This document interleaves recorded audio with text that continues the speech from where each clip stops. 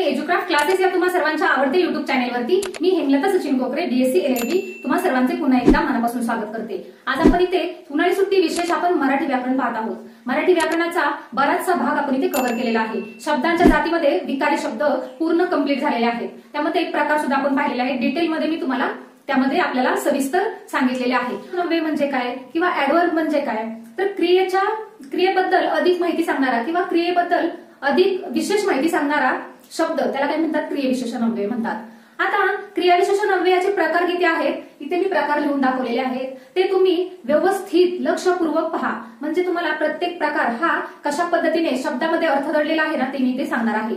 आता व्हिडिओला सुरुवात करूयात। पहिला प्रकार आहे कालवाचक क्रियाविशेषण अव्यय किंवा कालवाचक क्रियाविशेषण एवढं म्हटलं तरी चालेल। आता याचा अर्थ काय होतो, तर ही क्रियाविशेषण घडण्याची वेळ दर्शवतात। काय दर्शवत आहेत, कालवाचक म्हणजे वेळ दाखवतात, काळ दाखवतात। आता इथे उपप्रकार पाडलेले आहेत। कालदर्शक पहिला प्रकार आहे तो कालदर्शक आहे। त्यामध्ये मी उदाहरणे दिलेली आहेत। काल, उद्या, केव्हा, रात्री, परवा अशा पद्धतीचे आपण इथे उदाहरणे घेतो। इथे एक वाक्य आहे, राजू उद्या सहलीला जाणार आहे। इथे कालदर्शक कोणतं शब्द आहे, कोणतं क्रियाविशेषण आहे, तर उद्या। उद्या हे काय आहे, कालदर्शक क्रियाविशेषण अव्यय आहे। त्याला काय म्हणतात, उद्या हे इथे शब्द आलेला आहे। आता अव्यय आणि सव्यय तुम्हाला मी सांगितलेले आहेत, नॉन चेंजेबल वर्ड्स जिचे लिंग, विभक्ती, वचन यामध्ये कोणताही बदल होत नाही त्याला अविकारी शब्द म्हणतात। आणि विकारी शब्द म्हणजे चेंजेबल वर्ड्स, त्या शब्दांचा लिंग, वचन आणि विभक्ती बदलते त्याला काय म्हणतात, विकारी शब्द। तशाच पद्धतीने आपण अविकारी शब्दामध्ये इथे उद्या, इथे लिंग, वचन, विभक्ती काही बदलत नाही, त्याच्यामुळे आपण हे अशा पद्धतीचे इथे प्रकार पाहत आहोत। तर आता इथे दुसरा प्रकार आहे, दुसरा उपप्रकार आहे कालवाचक क्रियाविशेषण मध्ये सातत्य दर्शक। सातत्य ह्या शब्दामध्ये आपल्याला इथं अर्थ कळतो। अर्थ काय आहे, सतत, नियमित, सातत्य ज्या वाक्यामध्ये असतो त्या वाक्यामधील क्रियाविशेषणाला काय म्हणतात, सातत्य दर्शक क्रियाविशेषण म्हणतात। सातत्य दर्शक इथे कालदर्शक इथे घटना एक वेळ दर्शवतं आणि इथे सातत्य दर्शवतं। इथे उदाहरण दिलेले आहे, त्या उदाहरणावरून तुम्हाला समजेल। नित्य, सदा, नेहमी, सतत अशा प्रकारचे आपण इथे उदाहरणे घेतलेले आहेत। दिवसभर, आजकाल। तर आता इथे आपण उदाहरण एक पाहूया। उदाहरण काय घेऊ शकतो, मी दिवसभर अभ्यास केला। तिथे दिवसभर मी इथे वाक्य लिहायला विसरले आहे। मी दिवसभर अभ्यास केला आहे, त्यामध्ये दिवसभर काय येईल, तर दिवसभर हे सातत्य दर्शक। आपण नेहमी आपली जी अभ्यास करण्याची कृती आहे ना ती सातत्य आपल्या इथे दर्शवणार आहे हे क्रियाविशेषण। त्यामुळे इथे दिवसभर हे काय होईल, सातत्य दर्शक क्रियाविशेषण होईल। तसेच पुढचा आहे आवृत्ती दर्शक। आवृत्ती दर्शक म्हणजेच घटनेची पुनरावृत्ती दर्शवते। वाक्यामध्ये जी घटना असते तिची पुनरावृत्ती दर्शवते।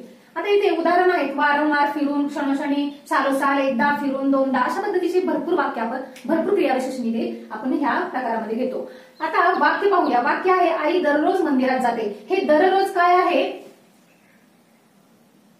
दररोज हे आवृत्ती दर्शक, पुनरावृत्ती होते। कोणत्या वाक्यामध्ये, या वाक्यामध्ये आई कशी जाते मंदिरामध्ये, दररोज जाते। किती वेळा जाते, दररोज जाते। आवृत्ती आहे, हे आवृत्ती दर्शक वाक्य आहे। तसेच पुढचा प्रकार आहे स्थलवाचक क्रियाविशेषण अव्यय किंवा स्थलवाचक क्रियाविशेषणे। आता इथे स्थल म्हणजे ठिकाण किंवा स्थळ आपल्याला निश्चितच तुम्हाला इथे समजणार आहे। स्थलवाचक लगेच तुमच्या लक्षात येईल, क्रियेच्या स्थळ किंवा ठिकाणाचा बोध होतो। वाक्यामध्ये जी क्रिया असते त्याची तिथे स्थळ किंवा तिचे ठिकाण दर्शवतो किंवा बोध होतो त्याचा। तसेच उपप्रकार दोन आहे, तिथे डिटेलमध्ये इथे पूर्ण ह्याचा एक प्रकार मोठा होण्यापेक्षा इथे दोन उपप्रकार मी पाडलेले आहेत। स्थिती दर्शक, स्थिती दर्शवते। उदाहरणार्थ येथे, तेथे, खाली, वर, मागे, पुढे अशा पद्धतीची इथे क्रियाविशेषणे होतात। आता स्थिती काय आहे, माकड झाडावरून खाली उतरले। खाली हे काय आहे, स्थिती दर्शक आहे, स्थिती दर्शक क्रियाविशेषण आहे, त्याच्यामुळे ह्याला मी अंडरलाईन केलेली आहे। तसेच पुढचा उपप्रकार आहे गतिदर्शक। स्थलवाचक क्रियाविशेषणचा उपप्रकार गतिदर्शक हा पण आहे। गतिदर्शक कशा आहेत, इकडून, तिकडून, मागून, पुढून। आता इथे चिखल आहे, तिकडून ये, हे एक वाक्य घेतलेलं आहे। तिकडून हे काय आहे, तिकडून हे गतिदर्शक आहे। गतिदर्शक स्थलवाचक क्रियाविशेषण आहे। तर आता पुढे अशाच पद्धतीने तिसरा प्रकार आहे क्रियाविशेषणचा, तो म्हणजे रीतीवाचक क्रियाविशेषण। क्रिया कशी घडते आणि तिची रीत कोणती आहे ते इथे ह्या क्रियाविशेषण मध्ये इथे दर्शवलं जातं। तसेच उपप्रकार घेतलेले आहेत। प्रकार दर्शक पहिला प्रकार आहे आणि त्याचे उदाहरण आहे उगीच, जसे तसे, फुकट, मुद्दाम अशा प्रकारचे इथे शब्द घेतलेले आहेत। आता वाक्य कोणतं आहे, तो मुद्दाम बोलला। मुद्दाम एक रीत आहे, एक बोलण्याची क्रियाविशेषण आहे. इथे क्रिया वाक्यामध्ये कोणती रीतीने दर्शवली जाते त्याला काय म्हणतात? रीतिवाचक. आणि त्याच्यातला उपप्रकार आहे प्रकारदर्शक. म्हणजे रीतिवाचक क्रियाविशेषणचा हा एक प्रकारदर्शक एक उपप्रकार आहे. आता मुद्दाम हे काय आहे? प्रकारदर्शक रीतिवाचक क्रियाविशेषण आहे.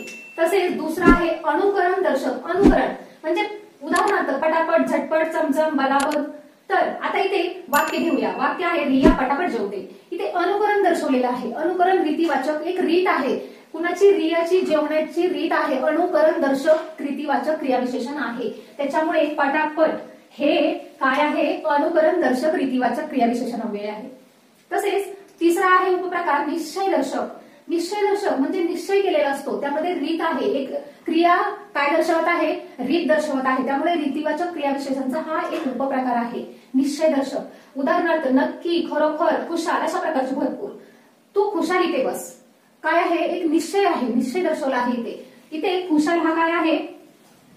एक निश्चय दर्शक क्रियाविशेषण, निश्चय दर्शक रीतिवाचक क्रियाविशेषण अव्यय आहे.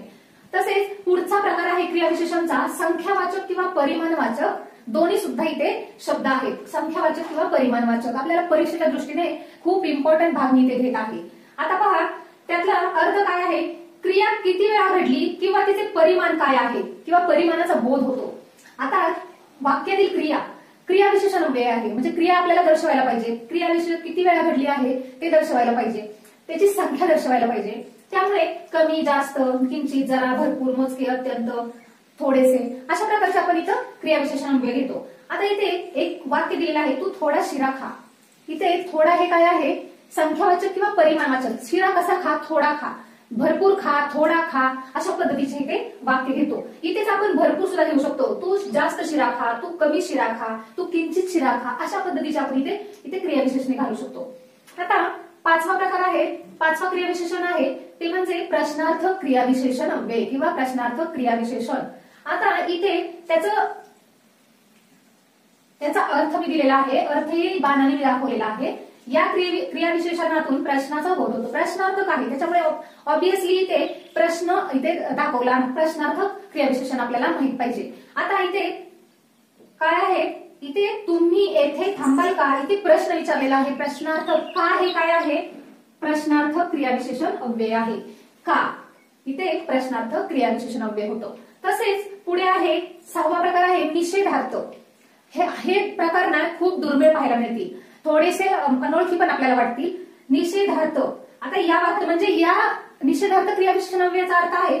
यावरून काय होतं? या क्रियाविशेषणावरून निषेधार्थ किंवा नकाराचा बोध होतो. नकारार्थी शब्द इथं दिसतो. तसेच उदाहरण मी घेतलेलं आहे मी न चुकता वेळेवर येईल. इथे न हे काय आहे? तर निषेधार्थ क्रियाविशेषण आहे. तर अशा पद्धतीचे मी न चुकता काम करेन, मी न चुकता तिकडे येईन अशा पद्धतीचे आपण वाक्य घेतो. तर हे क्रियाविशेषणचे ऍडव्हर्बचे आपण प्रकार पाहिलेले आहेत. आता इथे काही तुम्हाला अडचण असेल ना, कोणत्याही प्रकारामध्ये तुम्हाला अडचण आली ना तर तुम्ही निशंक मला सांगा आणि त्याचं मी शंकेचं तुमच्या निरसन नक्की करेन. आता हे व्हिडिओ तुम्हाला कसे वाटतायत ना कमेंटद्वारे सांगा. तुमच्या जर मला कमेंट आल्या ना मला समजेल की हे तुम्हाला व्हिडिओ समजता आहेत की नाही समजत. तर हे व्हिडिओ तुम्हाला कसे वाटतायत तुम्ही कमेंटद्वारे सांगा. पुढचा व्हिडिओ आपण शब्दयोगी अव्यय प्रिपोजिशनचा घेणार आहोत. तेही अशाच पद्धतीने डिटेलमध्ये घेणार आहोत.